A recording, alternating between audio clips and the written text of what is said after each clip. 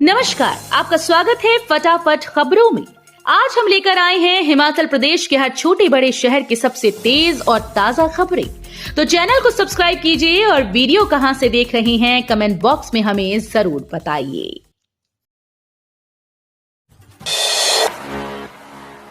जब मोदी वाराणसी जा सकते हैं तो आनंद शर्मा कांगड़ा से क्यों नहीं लड़ सकते चुनाव। मुख्यमंत्री सुखविंदर सिंह सुक्खू ने नेता प्रतिपक्ष जयराम ठाकुर को फिर से आईना दिखाया। उन्होंने पत्रकारों से बातचीत में कहा कि जयराम झूठ व डर के सहारे सत्ता पाना चाहते हैं, लेकिन ये संभव नहीं। वो धैर्य रखें, 4 जून को जनता का जवाब भाजपा को मिल जाएगा। मुख्यमंत्री ने कहा कि प्रधानमंत्री नरेंद्र मोदी गुजरात छोड़कर वाराणसी से चुनाव लड़ सकते हैं तो पूर्व केंद्रीय मंत्री आनंद शर्मा कांगड़ा लोकसभा सीट से चुनाव मैदान में क्यों नहीं उतर सकते। वो तो हिमाचल प्रदेश के शिमला के रहने वाले हैं और पूरा राज्य उनका घर है। सीएम सुखविंदर सिंह ने कहा कि बड़ी खुशी की बात है, आनंद शर्मा को कांगड़ा से टिकट मिला। वो अच्छे वक्ता हैं, उनके राष्ट्रीय व अंतर्राष्ट्रीय मुद्दों पर अच्छी पकड़ और समझ है। वो राष्ट्रीय स्तर पर जाने पहचाने चेहरे हैं। संसद में उनकी आवाज गूंजने पर हिमाचल को लाभ हो। राष्ट्रपति के दौरे को 2 कैबिनेट मंत्री मिनिस्टर इन वेटिंग नियुक्त। राष्ट्रपति द्रौपदी मुर्मू के प्रस्तावित हिमाचल दौरे को लेकर इस बार 2 मिनिस्टर इन वेटिंग नियुक्त करने पड़े। राष्ट्रपति भवन दिल्ली से हुई चर्चा के बाद राज्य सरकार ने स्वास्थ्य मंत्री कर्नल धनीराम शांडिल को शिमला में मिनिस्ट्री इन वेटिंग लगाया, जबकि कांगड़ा में कृषि मंत्री चंद्र कुमार ये जिम्मेदारी निभाएंगे। लोकसभा चुनाव की व्यवस्था को देखते हुए खुद राष्ट्रपति भवन ने मिनिस्टर इन वेटिंग का काम इस बार कम रखा, लेकिन शिमला और कांगड़ा आगमन पर राष्ट्रपति को रिसीव करने के लिए ये दोनों उपलब्ध रहेंगे। राष्ट्रपति इस बार 4 से 8 मई तक हिमाचल प्रवास पर हैं। शिमला शहर के आसपास 4 कार्यक्रम राष्ट्रपति के हैं और इस दौरान वो रिज पर टहलेंगी। इस बार राष्ट्रपति शिमला के जुब्बड़हट्टी एयरपोर्ट के माध्यम से आ रही हैं, क्योंकि उनका दौरा डोरनियर जहाजों के माध्यम से होगा। दर्रों में 4 दिन से हिमपात जारी, लेह व जांस्कर मार्ग बंद होने से बड़ी मुश्किलें। मनाली के ऊंचाई वाले पर्यटन स्थलों सहित लाहौल स्पीति में मई महीने की शुरुआत बर्फ के फाहों से हुई। मनाली लेह व मनाली जांस्कर मार्ग पर वाहनों की आवाजाही में मौसम बाधा बन गया। बीआरओ ने शिंकुला दर्रे को बहाल कर वाहनों की आवाजाही शुरू कर दी, लेकिन गत 1 सप्ताह से हिमपात के चलते 2 से 2.5 फुट बर्फ जमा हो गई है।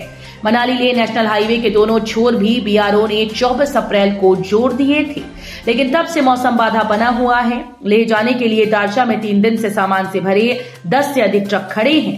इन सभी दर्रों में 4 दिन से लगातार हिमपात का क्रम जारी है। बुधवार को भी समस्त दर्रों सहित लाहौल में बर्फ की फाहे गिरे। ड्यूटी पर तैनात मतदाता को मिलेगा डाक मत पत्र। चुनाव प्रक्रिया को अधिक कुशल और पारदर्शी बनाने के दृष्टिगत भारत निर्वाचन आयोग ने चुनाव संचालन नियम 1961 में नई धारा 18A शामिल की। इसके अनुसार चुनाव ड्यूटी पर तैनात मतदाता को अपना डाक मत पत्र प्राप्त होगा। उस पर वो अपना मत रिकॉर्ड करें और उसे रिटर्निंग अधिकारी के द्वारा लिखित रूप से निर्दिष्ट मतदाता सुविधा केंद्र पर वापस कर दें। ये जानकारी मुख्य निर्वाचन अधिकारी मनीष गर्ग ने दी। चुनाव ड्यूटी पर तैनात मतदाता अपना मत डाक से भेजने के स्थान पर मतदाता सुविधा केंद्र पर डालेंगे। उन्होंने कहा कि नया नियम चुनाव ड्यूटी पर मतदाताओं को दी जाने वाली डाक मतपत्र सुविधा के संभावित दुरुपयोग को रोकने और उनकी भागीदारी बढ़ाने के उद्देश्य से लाया गया है। यात्रीगण कृपया ध्यान दें, हिमाचल एक्सप्रेस ट्रेन 4 मई तक रद्द रहेगी, जानिए वजह।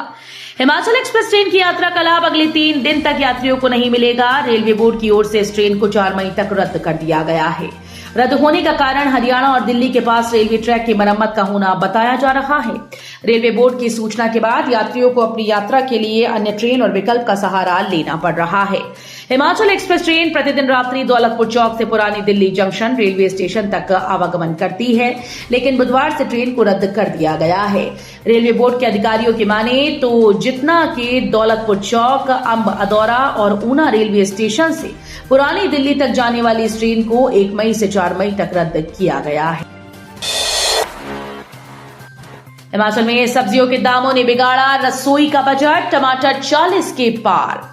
सब्जियों के दामों में फिर से एक बार उछाल देखने को मिला है। शिमला की सब्जी मंडी में पिछले हफ्ते के मुकाबले इस हफ्ते सब्जियों के दाम ज्यादा हैं। सब्जियों के दामों में उछाल आने के कारण लोगों का बजट बिगड़ने लगा है। मैदानी इलाकों में सब्जियों की आमद बेहद कम होने के कारण सब्जियों के दामों में बढ़ोतरी देखने को मिल रही है।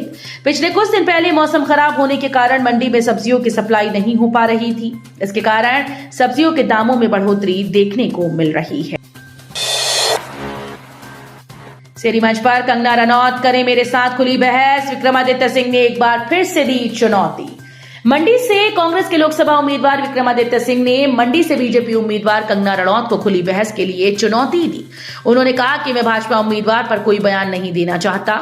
मैं उनसे केवल ये पूछ रहा हूं कि हम जनादेश और प्रतिबद्ध नेतृत्व के साथ एक दृष्टिकोण के साथ आपके साथ बातचीत करना चाहते हैं। विक्रमादित्य सिंह ने कहा, मैं कंगना रनौत से अनुरोध करता हूं कि वो मंडी के सेरी मंच पर आएं और मेरे साथ खुली बहस करें। मैं हमारे विजन के बारे में बताऊंगा कि हमने क्या काम पूरा किया है। नेता प्रतिपक्ष जयराम ठाकुर ने सड़क हादसों के घायलों को अपनी गाड़ी से पहुंचाया अस्पताल। हिमाचल प्रदेश के पूर्व मुख्यमंत्री जयराम ठाकुर ने मानवता की मिसाल पेश की। जयराम ठाकुर ने बुधवार को कुफरी क्षेत्र में दुर्घटनाग्रस्त हुई एक कार के घायलों को अस्पताल पहुंचाया। जयराम ठाकुर ठियोग से एक जनसभा को संबोधित कर वापस शिमला की तरफ लौट रहे थे।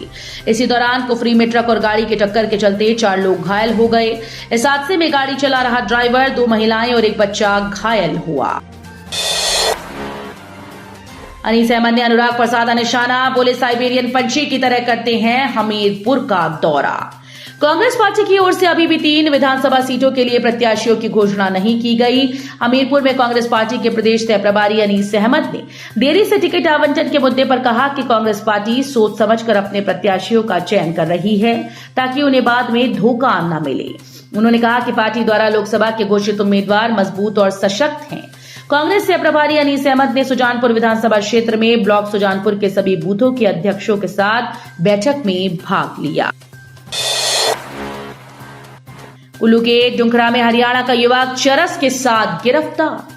कुल्लू जिले के तहत डुंखरा में पुलिस ने हरियाणा के एक युवक को चरस के साथ गिरफ्तार कर लिया है। आरोपी के खिलाफ मादक पदार्थ अधिनियम के तहत मामला दर्ज किया गया। पुलिस के अनुसार गश्त के दौरान आरोपी पुलिस के हत्थे चढ़ा। शक के आधार पर जब उसकी तलाशी ली गई तो उसके कब्जे से चरस बरामद हुई, जो कि तोलने पर 118 ग्राम पाई गई। आरोपी की पहचान शुभम सिंह पुत्र राजेंद्र सिंह निवासी बालबा हाउस नंबर 241 नजदीक तीर्थकुंड जींद हरियाणा के रूप में हुई। खेलते खेलते स्कूल के शौचालय की दीवार गिरी, 4 विद्यार्थी घायल, अस्पताल में भर्ती। हिमाचल प्रदेश के शिमला जिले के रोड उपमंडल के तहत उप तहसील जंगला के ग्राम पंचायत थाने की प्राथमिक पाठशाला टिपरोली में स्कूल के शौचालय की दीवार गिरने से 4 बच्चे घायल हुए। घायलों को उपचार के लिए सिविल अस्पताल रोहड़ू पहुंचाया गया। कांग्रेस ने मारा हिमाचल में श्रमिकों का हक। केंद्रीय मंत्री अनुराग ठाकुर ने बुधवार को मजदूर दिवस के मौके पर प्रदेश की कांग्रेस सरकार द्वारा श्रमिकों के हित में भाजपा सरकार द्वारा शुरू की गई योजनाओं को बंद करने पर कांग्रेस को श्रमिक विरोधी कहा। अनुराग ने कहा कि मोदी सरकार ने श्रमिकों के उत्थान व कल्याण के लिए अनेक योजनाएं चलाई। हिमाचल में श्रमिकों के हितों के लिए 2009 में पूर्व मुख्यमंत्री प्रेम कुमार धूमल के द्वारा हिमाचली मजदूरों के कल्याण हेतु गठित हिमाचल प्रदेश भवन और सन्निर्माण कामगार कल्याण बोर्ड का गठन किया गया था। पूर्व क्रिकेटर सुरेश रैना के ममेरे भाई सहित 2 युवकों की सड़क हादसे में हुई मौत। आरोपी वाहन चालक गिरफ्तार। कांगड़ा जिले के अंतर्गत आते गग्गल में हुई एक सड़क दुर्घटना में 2 युवकों की मौत हो गई है।